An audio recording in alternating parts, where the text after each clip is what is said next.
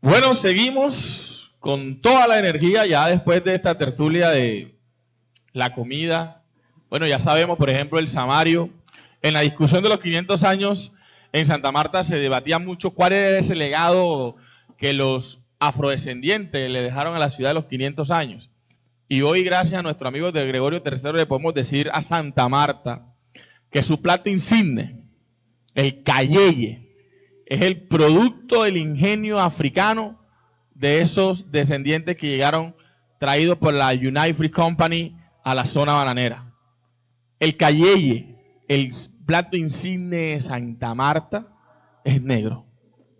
Quiero darte la bienvenida, Johnny, que usted se va a encargar de esto. Seguimos a través de Opinión Caribe, expresión de región, en Santa Marta y en todo Colombia, en el Magdalena, con los portales, con la Asociación de Medios Alternativos del Centro del Departamento, a través de Magdalena Líder y de demás plataformas que se unen a esta señal de la primera parte del Festiafro. Johnny Pineda Peña, Carlos Alberto Ramos y el profesor Amandi Amador en la próxima media hora para hablar de historia, tradición, cultura y de todo un poquito. Bienvenidos. Gracias, Pedro. Bueno, un abrazo para toda la gente que a esta hora está compartiendo con nosotros a través de los diferentes portales que nos están transmitiendo. Y primero que todo agradecerle a Pedro Tobías el hecho de darnos la oportunidad de estar con nosotros o estar compartiendo con hacedores de folclore, con investigadores, con embajadores de nuestra música plateña, de nuestra música caribeña, de nuestra música colombiana. Un placer inmenso compartir con Carlos Alberto Ramos, igualmente con el licenciado Armando Amador Fernández, con quien nos une una gran amistad desde hace mucho tiempo, y hacer parte de este evento que se ha organizado de la afrocolombianidad. No es fácil reunir a una playa de investigadores, de historiadores, como es Carlos Alberto Ramos, hoy por hoy uno de los grandes investigadores pues, que tiene no solamente el folclore de la región Caribe, sino de Colombia, con el profesor Armando Amador Fernández, historiador, escritor, hoy rector de la institución educativa Luis Carlos Galán Sarmiento. Y aquí, de pronto, el que está haciendo los pininos en cuanto a historia y investigación soy yo, y un placer inmenso, Carlos Alberto Ramos, hermano, compartir con usted y compartir con el profesor Alfonso Armando Amador Fernández. Primero que todo, Carlos, buenos días y gracias por acompañarnos en esta tertulia que estamos realizando a partir de este momento. Bueno, gracias a la organización Magdalena Líder y a ustedes por asistir, por acompañarnos y por compartir todo este conocimiento que transmitimos a través de los libros. Profesor Armando Amador Fernández, un placer inmenso, mi querido Mandy, compartir con usted también esta tertulia. De igual manera, expresar mis agradecimientos al señor de joven Tobías, al señor Tobías, con su organización, con este tipo de eventos que vienen a decirnos a nosotros la importancia de conocer más sobre nuestra historia. Agradecerlos a ustedes que están acá escuchándonos y Johnny, somos todos suyos que está organizando este. Bueno, para nadie es secreto que el municipio de Plato y la región Caribe le debe mucho a la cultura afro. A donde quiera que usted mete el ojo, donde quiera que usted mete la vista, donde quiera que usted hace presencia y habla de cultura, habla de música, siempre tiene que nombrar a la cultura africana. Y eso no es secreto para nadie. Quería preguntarle a Carlos Alberto, ¿cuál es el concepto que le merece a él como investigador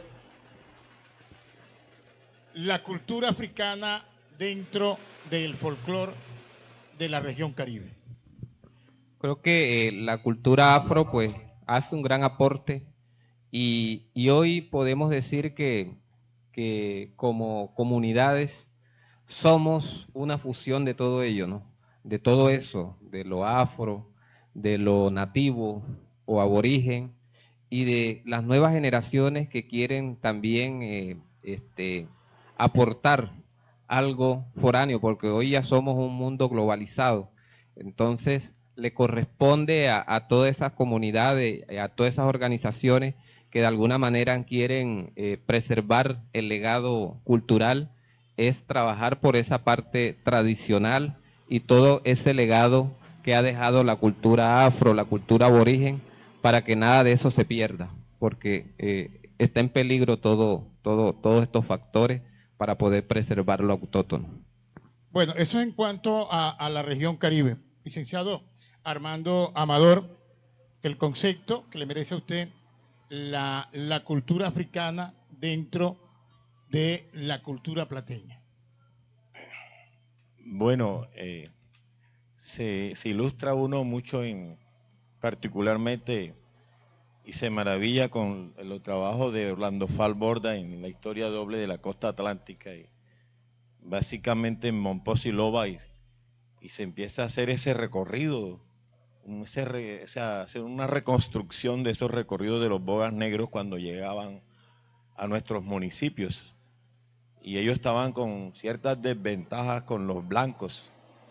Les tocaba pernoctar la noche en las playas de este río Magdalena, y se sepultaban de arena para evadir la mosquitera. Decía Falborda que estos negros, la única manera de saciar sus deseos sexuales eran con los manatíes hembra.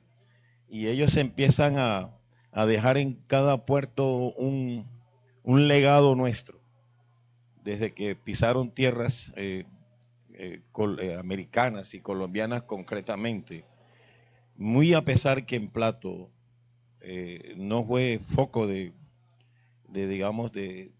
centros de estos hombres huidizos, Montaraz, ni se formaron palenques. Sí, la huella, como lo señala el investigador Carlos Alberto Ramos, la huella de los afros en la cultura popular plateña, en nuestro carnaval, en las cantadoras que salían a vender pescado en los años 70, usted se acuerda. En toda esta gente que le hizo un gran aporte, de igual manera como la familia de nuestro querido Mane y con sus familiares que tenemos aquí. Un legado que fue fortaleciendo nuestra identidad cultural. Muy visible en esa danza de negros, que marca una diferencia con la danza del Canal del Dique, que es la que se llevan para el Carnaval de Barranquilla, y estableciendo una diferencia que los negros nuestros no se pintaban la boca de rojo, ni se colocaban toda esa cantidad de arandelas, llamo yo acá con todo el respeto. Era una danza de negro mucho más formal, la que lideró el señor Juan Parra en esa época. Y entonces fueron unas tradiciones donde ustedes como afro, ¿no?, que ese legado lo tenemos nosotros, hicieron visible en nuestra cultura y que la han fortalecido a través del tiempo. Carlos, usted tiene algunas investigaciones sobre el folclore. De todos estos personajes que usted nombra allí en su libro, el cual ayer hicimos el lanzamiento, ¿a cuál nos puede nombrar del municipio de Plato? Bueno, el protagonismo de Plato en la parte musical es importante.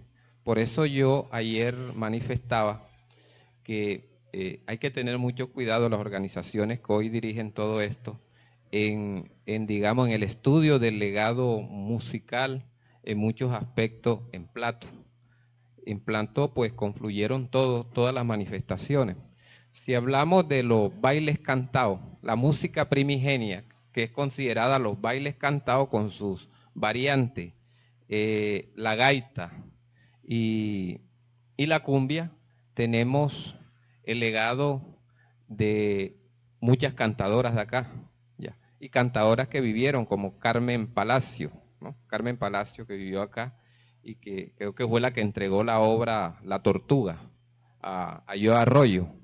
Y si nos vamos a la parte de cumbia, está el maestro Mane Arrieta, ya que hace un gran aporte, parte de Maates, llega al banco y en los años 50 llega acá a Plato, a mediados de los 50, creo que en 1954, ¿no?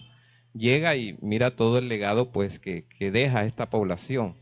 Pero antes de él llegó Manuel Galindo Salcedo, Manuel Salvador Galindo Salcedo, gaitero, creo que llegó de Santana, y también da, digamos, o le deja a este municipio también un gran legado. Cuando ya nos metemos en la parte de la música, de lo que es banda y el porro, el maestro Saumet, Roque Saballet Silva, todos ellos también dejan un gran legado.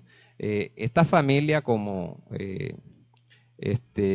Saumet, en lo que he encontrado en la parte histórica, es un ingeniero francés que llegó a Cartagena y se encuentra ahí con una española apellido Wilches.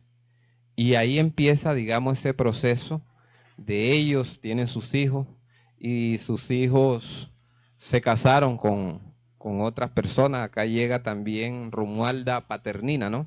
Se casa con un Saumet y de ahí nace Sicto, que es el padre, ¿no? El padre de Manuel Saumet. Entonces, mira todo ese recorrido y todo ese recorrido uno coge, ¿no? Coge de todas las culturas por las que uno ha pasado y se da pues este proceso. Y en la música acordeón, la familia Paso Batista, que deja también un legado grande, digamos, acá, porque de aquí hay muchas obras representativas en la música de acordeón. Ellos se fueron a Panamá, esta familia Paso, parte de ellos, ¿no? Llegaron hasta Panamá y allá pues dejaron también un legado que parte, digamos, de alguna manera con un aporte de acá de Plato. Entonces nosotros, si recogemos todos estos aportes musicales, podemos decir que Plato, por ser un puerto importante, pues confluyeron todas estas manifestaciones culturales. Y hoy la gran pregunta que uno se hace, digamos, a las nuevas generaciones, ¿cómo van a hacer para ustedes mantener ese legado que digamos, que es plateño? ¿Cómo van a hacer? ¿Qué puede trabajar un gestor cultural acá en la parte musical? Si hay de todo, el porro, la gaita, los bailes cantados. ¿Cómo hace un gestor cultural acá para decir, bueno, yo voy a trabajar esto o yo voy a trabajar esto? Ya. ¿Cómo hacen los gestores para decir el patrimonio al que pertenece o la identidad o lo que podemos convertir en patrimonio como identidad es esta manifestación, si hay toda una variedad? Y fíjate, algo importante en esto es que son pocos los municipios que tienen esta riqueza. Magangué es un municipio que tiene esta riqueza, es casi igual, que confluyeron todas estas manifestaciones culturales. Y algo importante que yo resalto es que las obras representativas de Colombia tienen algo que ver con Plato. Mira la leyenda del Caimán y la canción que se deriva, ¿no? De ahí.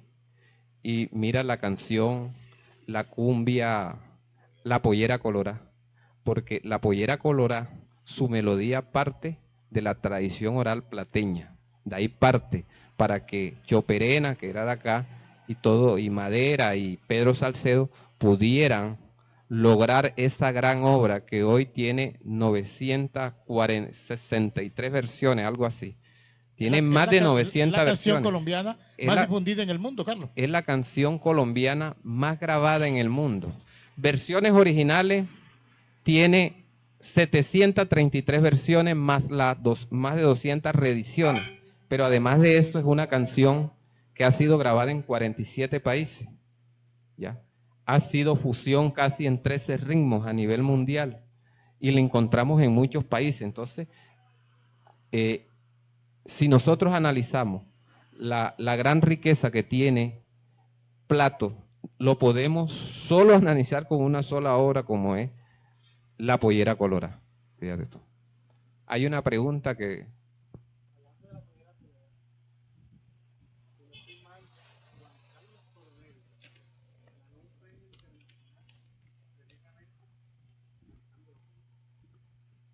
Sí, claro, la pollera colorada aparece en Los Simpsons, aparece en muchos programas de televisión a nivel internacional.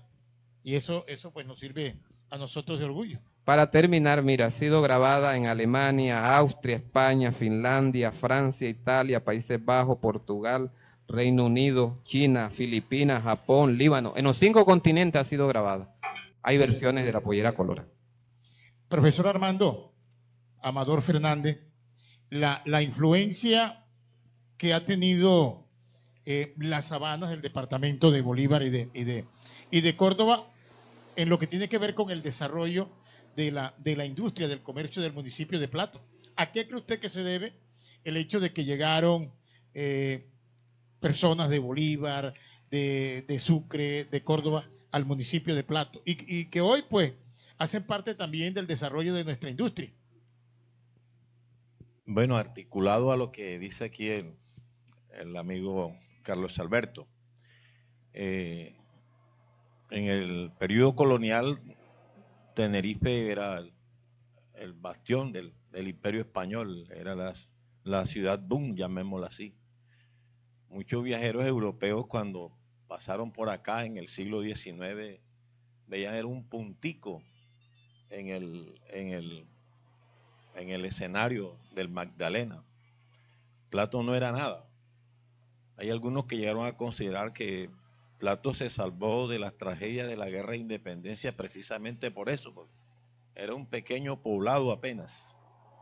Pero empieza esa dinámica de principios del siglo XX y elementos como la explotación de la madera, la resina, el bálsamo, y empieza la migración no solamente de personas, de criollos de otras latitudes, sino también de familias foráneas. Aquí vinieron italianos,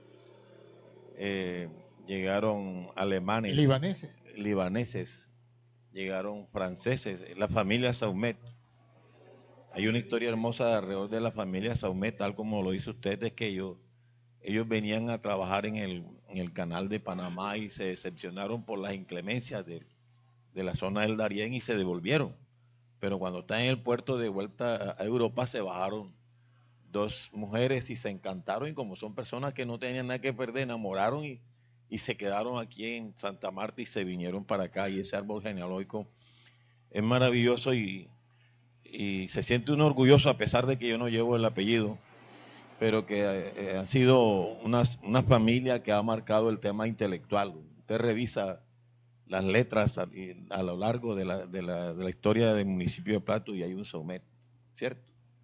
El señor de Wilfrido Saumet es un señor muy emprendedor, y allá hablábamos con el hijo de él y decía, mi papá no salió para hacer plata, era una persona que disfrutaba de la academia, compró la finca Pekín, los plateños sabemos dónde queda Pekín, y no la puso a producir, tenía una inmensa biblioteca y ahí tenía conexiones con poetas de gran talla internacional y escribía en la revista Bohemia, y un poeta de gran altura, pues la finca la vendió como un rastrojo.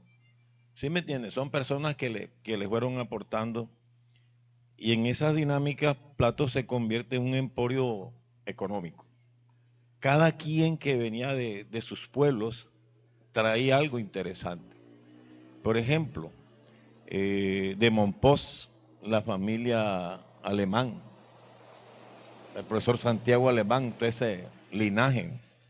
Los Cardosos de Brasil pasaron al Tolima, del Tolima pasaron a Mompós y de Mompós a Plato, y son los que ayudan a darle identidad musical con una de las agrupaciones musicales que no, por ahí está un hijo todavía un muchacho tocando clarinete todavía. Claro. Pero también los Saballet vinieron de Mompós. O sea, ¿cómo se viene gente de Mompós para Plato? Es precisamente por lo que usted destaca en esas dinámicas económicas. Y los Saballet traen también elementos de de la cultura esa del río Magdalena y empiezan a originar sus agrupaciones musicales. Le decía al amigo Carlos que en los detalles que le pueden servir en su historia, Plato llegó a tener 4 agrupaciones musicales, entiéndase bien, 4 agrupaciones musicales de renombre que los contrataban para estos buques que navegaban por el río Magdalena y llegaban hasta Monpós, hasta Magangué. Ahí en Nero Ramos hizo sus cursillos. Y también los libaneses que se establecieron en la calle 2, en la calle 3. Señalarles que hay un tema que tiene que ver con nuestra leyenda, porque ese pan tan delicioso, no estoy diciendo que sea de origen libanés, pero quienes empezaron a introducir ese pan casero fueron ellos y se llevaron al señor Beltrán, ¿te acuerdas? Un joven, un niño, y el señor aprendió a hacer pan y tenía la panadería en la 15, ¿se acuerda? Claro, don Abraham. Abraham Beltrán. Los panes más deliciosos. Cuando salía ese olor a pan, mi hermano, a las 4 de la tarde ya no había pan. Entonces la gran pregunta que le hicieron a Romanos, y si de pronto que si están grabando esto, a Romano en un conversatorio en el Luis Carlos Galán Sarmiento llegó un estudiante y le preguntó que por qué si en los años 50 el pan era exclusivo de las élites, ¿qué hacía el pan como en el centro del tema alimenticio de un pescador? Romano quedó súper sorprendido. Es más, me acusó, déjate de andar organizando los pelados con esas preguntas tan bravas, porque en el año 50 el pan no era tan común. Como yo creo que el maestro que tengo aquí al frente, aquí, ¿cómo se llama usted? Cuando usted estaba pelado y los dos nos íbamos a tirar unos cocazos, usted me decía, te tienes que comer como 4 bustos de yuca para que pelees conmigo. Y es más, de las ciudades se venían los muchachos evadiéndole al tema de estudio, no otra cosa, decían, no hombre, que ahí lo levantan mucho a pan a uno, ¿te acuerdas? Claro. En la ciudad el desayuno obligado era con pan. Entonces... Eso surgió un dicho en Santa Marta. Sí. Surgió un dicho en Santa Marta que decía, no, el pan no da mojón. Por eso dejaron de comer pan en aquello. Entonces los libaneses también empiezan a dejar su legado. Y es un libanés quien se le metió el tema de meterse en el cuento de la leyenda del hombre caimán. Y más de, ¿cuánto? Desde el año 65 enfundado con el capuchón de hombre caimán. Y todo el mundo cuando va a ver el hombre caimán, que es un pescador así moreno como usted, y encuentras a un man fileño o verde. Y por eso es que el Negro Ramos le dijo que me hicieron pasar un sofoco y hasta me hicieron correr. Yo pensaba que el caimán era de Plato y resultó siendo libanés. Unos versos que le sacaron. Entonces, es interesante lo que plantea aquí el amigo Carlos, es sacar con pinzas el aporte de cada uno de estos grupos que han llegado. Va a ser muy difícil. Ha habido una simbiosis, ¿cierto? Un secretismo, decirle, ¿dónde está el aporte de ustedes? No, se fundió. Pienso que hay un patrimonio único en Plato que no le hemos dado atención, ¿cierto? Roseli nos llama la atención a nosotros, que hablamos tanto de Caimán, pero los plateños le hemos dado la espalda al río Magdalena. Quitamos los restaurantes de orilla del río Magdalena donde le ponían un pescado frito a uno. Ahorita que el amigo hablaba aquí en Plato se vendía el pescado frito.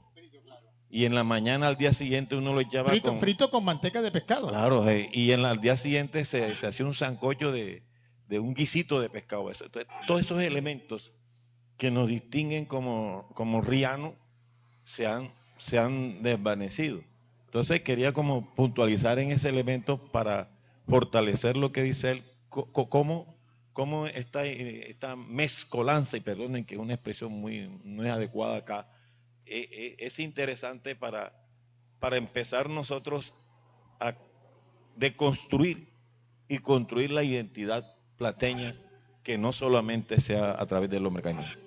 Bueno, hay algo, Carlos.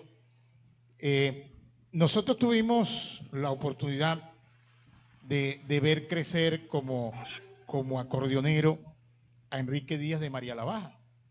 Enrique Díaz fue trabajador de algunas fincas, ya venía de los departamentos de Córdoba, más concretamente de Planeta, donde vivía, donde lo crió la abuela, ya se había ido de María la Baja y trabajó en alguna finca. Aquí se alió con un señor apellido Caballero, trabajó en la finca, el señor era rico, hacendado, le gustaba el acordeón, tenía algunos acordeones allí, 2 acordeones, de pronto de uno de 2 hileras, y le prestó uno a Enrique Díaz, que ya sabía tocar acordeón, pero no tan práctico.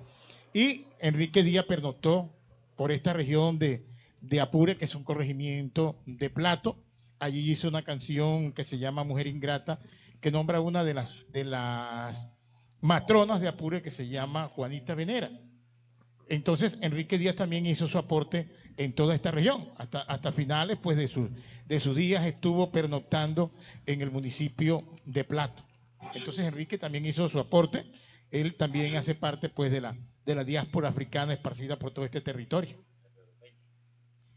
Pedro Peña lo hizo Luis Enrique Martínez. Ah, sí, claro. Enrique Díaz parrandeaba aquí con todos los ricos, con Pedro Peña, lo conocía. Hay algunas anécdotas cuando yo estaba muy muchacho. El señor Negro Caballero, César Caballero, creo que se llamaba el Negro Caballero, vivía cerca de la casa donde estábamos los abuelos, de nuestros abuelos, y cada vez que yo escuchaba una caja y la música de Enrique Díaz me iba para allá. La señora, esposa del Negro Caballero, era una señora muy bondadosa y hacía un caldero inmenso de arroz y de comida. Y todo el que llegaba allí a ver a Enrique Díaz, nosotros estábamos muy pelados todavía, 8, 10 años de pronto, y nos pasábamos todo el día viendo a Enrique Díaz. Y Enrique Díaz tuvo eso, clasificaba a sus amigos. Él bebía con los ricos. Ya después, sí, bebía con todo el que le ofreciera un trago, pero clasificaba a sus amigos. Entonces a Enrique también le debemos nosotros parte de lo que es la música vallenata en el municipio de Plato. No, algo importante en la música acordeón es que en lo que narraba Pachito Rada en su libro, él trae muchas historias sobre Goyo Hernández, Gregorio Hernández Huelva, creo que era. Sí, claro. Y sobre Cristóbal Paso Batista. Ese Batista viene de la misma familia de Pacho Rada Batista, ¿ya? Y fíjate que él trae esa historia de pacto con el diablo, todas esas historias que cuando Gabo le llega el libro de Pachito, él dice, hombre, qué riqueza cultural tiene toda esta zona de Ariguaní, de Plato, pues creo que Ariguaní perteneció a Plato. Sí, claro, bueno, claro. Toda la riqueza que tiene esta zona y no ha sido revelada, pero mira lo magnífico que este libro, faltándole calidad literaria, porque eso sí a la obra le faltó, tiene bastantes errores en redacción, pero mira cómo lo destacaba Gabo por el gran aporte que se hace, ¿no? Se hablaba del Goyo Hernández y su finca El Topacio, ¿no? Y se hablaba también de Cristóbal Pasos y su finca La Cristina, creo que se llamaba la finca. Bueno, pero hay una anécdota que quiero compartir con ustedes sobre los inicios del difícil cuando pertenecía todo ese territorio a Plato y llegaban toda esa cantidad de trabajadores, acordeoneros a trabajar en esas fincas que habían en la zona. Y aquí se dio el caso de que Pacho vivía en Las Mulas, una finca que creo que también perteneció a Plato en sus inicios. Todo eso perteneció a Plato. Sí, señor. Y a esa finca le decían el colegio, porque ahí llegaba Abel Antonio Villa, Luis Enrique Martínez, todos ellos llegan a Alejo Durán, todos ellos llegaron. El viejo Emiliano Zuleta, el viejo Emiliano, Lorenzo Morales. Todos ellos llegaron a aprender a tocar el son, que tenía una cercanía con el paseo. Entonces, ahí llegó un señor que se llamaba Manuel Vega, que era de esta zona. Manuel Vega era un señor que estaba aprendiendo a tocar acordeón y en una salida que hace Pacho para la zona de San Jacinto, él quedó, digamos, el aprendizaje no lo completó. Él aprendió a cómo empezaba la canción, pero no aprendió a terminarla. Y tenía un tic, creo que en una de las piernas para poder tocar acordeón porque estaba iniciando. Y uno utiliza todos esos tips para poder aprender de una mejor manera. Y cuentan que el hombre no podía tropezarle la pierna porque se perdía. Y en ese tiempo, cuando se empieza a poblar el difícil por toda la cuestión del boom del bálsamo, una señora llamada Rosa monta su cantina y le da por contratar a ese señor que tenía su grupo ya aficionado, tenía precisamente un músico que tocaba guitarra que se llamaba Manuel, que había estudiado medicina en Argentina. Claro, claro. Y lo integró al grupo. Ya. Y la señora Rosita le decía, en la cantina, invitaba a ese señor a tocar las parrandas, a iniciar todo ese proceso de las parrandas. Entonces él iniciaba tocando y empezaba la canción, la chencha. Empezaba todas esas canciones antiguas y empezaba a tocar la canción, pero no daba para terminarla. El señor cantaba, Manuel Vega, el otro señor Manuel cantaba, pero él no daba para terminarla. Entonces, ¿cuál fue la fórmula para ellos, digamos, terminar de alguna manera la canción? El guitarrista sacaba una navaja y apuñaleaba el fuelle, y el fuelle hacía uff, y ahí terminaba la canción, pero luego sacaba el esparadrapo, y la volvía a remendar. Digamos, la sanaba y otra canción y así sucesivamente, pero todas estas anécdotas y todo esto hacía parte del proceso y la riqueza en la música de acordeón de esta tierra. Carlos, eso es tan cierto. Nosotros pudimos compartir mucho rato con Darío Bolaño Ricaurte, un gran amigo nuestro, un investigador, un gran hacedor de cultura, y nos contaba eso, que él lo presenció. Digo, no es que me estén echando cuentos, sino que yo lo presencié. Yo presencié que el señor no sabía terminar la canción y ya el guitarrista y el cantante cansado y puñaleaban el acordeón, lo cerraban y después... Y cierto, el señor que cuando le tocaban la pierna, adiós luz que te guarde el cielo. Dígame. Ahí, Sí, claro. siguiendo en esa línea de acordeón, no sé si los mayores aquí conocieron a Juan Parra. Juan Parra, la familia vino de Chiriguaná y se ve que es ascendencia afro también. En ese tono de voz de Juan Parra con Alejo Durán se sentían orgullosos porque decía que eran familia.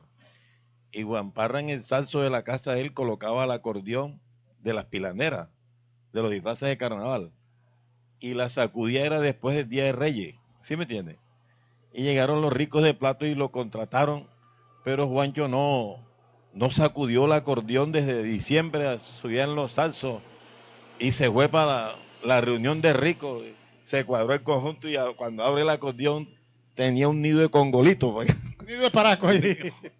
Y sale reguero de gente corriendo, ¿vale? Y entonces uno encuentra que hay unos temas muy interesantes que giraban alrededor de esta cultura popular plateña.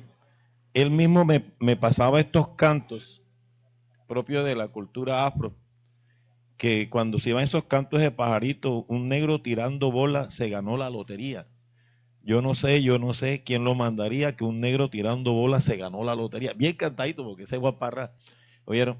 Y entonces uno en cada canto de él trataba de buscarle esa explicación sociológica del canto.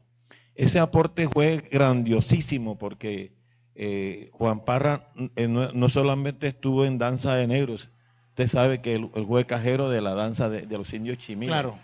¿Cierto? Un legado importante, desafortunadamente, pues aquí en Platón nos descuidamos y Juancho murió en una pobreza allá en Santa Marta. Bueno, Carlos Alberto, hablando de ese tema de los acordeoneros que han inmortalizado al municipio de Plato, canciones que han inmortalizado, nosotros no podemos pasar por alto al corregimiento de Zárate. El corregimiento de Zárate es el corregimiento con más historia dentro del municipio de Plato, anclado a un lado de la ciénaga de Zárate, de Veladero y de Malibú, que es un complejo cenagoso hermosísimo y con tantas hectáreas de agua que irriegan unos playones inmensos. De allí nació una canción, 039, de esos lados de Zárate, del señor Luna Almendrales, pero que aparece en el mundo vallenato bajo la rúbrica de Alejandro Durán. Usted como investigador, pues en su libro, que ayer tuvimos la dicha de hacerle el lanzamiento en el municipio de Plato, ¿qué podemos hablar sobre lo que usted ha investigado de esta canción 039, que también hace parte de la historia del municipio de Plato, sobre todo de ese legado cultural, de ese legado musical? Bueno, yo inicialmente había escuchado la historia y la documenté en un principio en el libro con entrevistas vía telefónica. Pero a mí me gusta vivir la experiencia. Yo cada entrevista, cada vez que quiero hablar sobre un tema, voy a la parte, voy al sitio, voy a entrevistar, hablo con la persona. Esto es algo que lo aprendí precisamente de Fal Borda, ¿ya? Porque un consejo de él, siempre menciona a Orlando Fal Borda porque casi que el modelo de investigación que utilizo está soportado en archivos, en investigaciones ya realizadas, libros documentales y en los trabajos de campo. Entonces, en la avenida que hago acá para trabajar mi nueva obra es un libro que se llama Descifrando el significado de las canciones. Esa es la segunda parte del libro de plagio, porque lo que hago en el libro de plagio es contar muchas cosas sin tanta descripción, sino simplemente haciendo algo, síntesis de cada historia, ¿no? Haciendo una síntesis. Entonces, en el libro que viene, yo amplío. Entonces, de 039, ¿qué digo? Por ejemplo, en el libro anterior, que eran dos hermanos, estaba Héctor Luna Bobadilla y Jorge Alberto Luna Almendrales. Estos dos hermanos eran acordeoneros y ellos habían aprendido a tocar acordeón por medio de un acordeonero que llegaba ahí a la zona, no sé si me equivoco, pero se llamaba Horacio Jiménez, ¿sí? ¿Sí lo escuchó nombrar, Horacio Jiménez? Horacio Jiménez era un acordeonero que llegaba en la zona y estos dos hermanos aprendieron por medio de él. Entonces, ¿qué sucede? Que ahí se hizo una rueda de investigación en una cantina, fueron varios docentes, varios miembros de la comunidad. Primero fuimos a varias casas, me señalaron el sitio donde ocurrió la tragedia. Resulta que Héctor se casó con una mujer que había nacido aquí, pero ellos se fueron a vivir a Aguaviva. Yolanda Campos se llamaba ella. Se comprometieron, ellas se fueron a vivir a Zárate. En Zárate ella montó un negocio que vendía petróleo, vendía arroz, vendía panela, cuestiones, era una mini tienda que tenía ahí. Y al salir embarazada empezaron esos malestares. Ella acoge el camión que conducía Raúl Ochoa, un barranquillero que vivía ahí, que manejaba ese camión. Y ese día ella se embarca porque tiene una cita acá en Plato, ¿ya? Pero ella se va al lado del conductor, iban dos mujeres, pero debido a las náuseas ella pide que se le pase para este lado. Pero fíjate lo que me comentaban allá, que ella le dice a la suegra: yo me voy así cenas llantas. Fíjate tú, yo me voy así cenas llantas. Y en las llantas quedó, porque en una curva la puerta quedó entreabierta, ella cae y la llanta trasera le pasa por encima. Entonces, ese hecho que marcó a la población, Juan Alberto crea la canción 039 con una letra distinta donde narra el episodio. Y cuando llegaban ya a la fiesta del Santo Cristo, porque este municipio inicialmente festejaba el Santo Cristo, y llegaban muchos acordeoneros, Alejo Durán, allá llevaron a Abel Antonio Villa, varios. En las parrandas dio a conocer la canción, y Alejo se grabó la melodía, y a una historia de amor con Irene Rojas, que era de Monte Líbano, narra acoge la obra. Pero ¿cuál es la mentira que hay en la canción 039 de Alejo? La placa.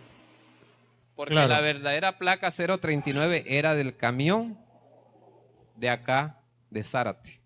Y no de la que se lleva de la Irene chalu- de la- Rojas, del del bote. carro que se lleva Irene Rojas. Cuando él viene, ellos vienen juntos, porque Alejo dice que vienen en una lancha que se llama el Viboral, la Viboral. Y en esa lancha llega y Irene Rojas se va y él dice que 039 se la llevó. No, él lo que hace es que adapta este estribillo de la canción de Zárate a la obra que él. Y mira que 039 es una canción con muchas versiones en el mundo, una obra que pertenece a Plato, porque Zárate es corregimiento de Plato. Entonces, ¿qué hicimos? Documentamos en la nueva obra que viene esa canción, narrando la historia como nos la narró pues la tradición oral de ahí de Zárate. Y lo que estamos haciendo es rescatar las verdaderas historias, es una rectificación de la historia de muchas canciones. Bueno, agradecerle al licenciado Armando Amador Fernández, a usted, Carlos Alberto, igualmente a la Alianza de Medios Informativos, agradecerle inmensamente a Rancho Santintín y a todas las personas que nos acompañan desde bien temprano, que están compartiendo con nosotros esta tertulia. Yo quiero, antes de salir del aire, agradecer la presencia, con toda la modestia del caso, y me disculpan, para mí el mejor verseador que tiene el folclor vallenato, para mí el mejor decimero que yo he podido conocer en mi vida, y hay otros que son buenos, como el maestro Lea y otros, pero para mí, sin lugar a dudas, el verso que encierra la poesía de Julio Cárdenas Guerrero, a quien le doy la bienvenida. Quiero un aplauso para Julio Cárdenas Guerrero, Julito, como le decíamos nosotros. Venga, Julio, venga, para despedirnos aquí, para que nos acompañe en el set, antes de despedirnos ya.